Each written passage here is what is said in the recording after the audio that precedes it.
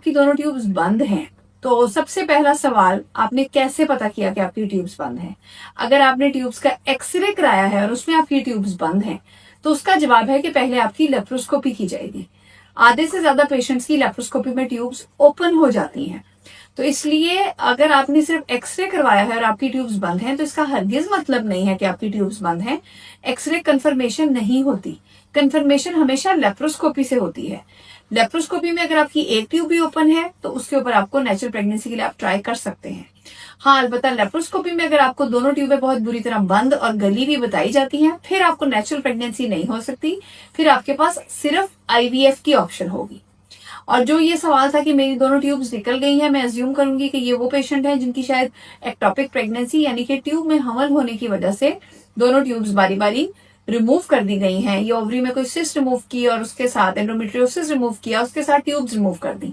तो अगर दोनों ट्यूब्स रिमूव्ड हैं तो फिर भी आपको नेचुरल प्रेगनेंसी नहीं हो सकती, फिर आपको प्रेगनेंसी के लिए सिर्फ और सिर्फ आईवीएफ के जरिए हो सकती है, और आपको आईवीएफ ही का ही जो है वो सहारा लेना पड़ेगा।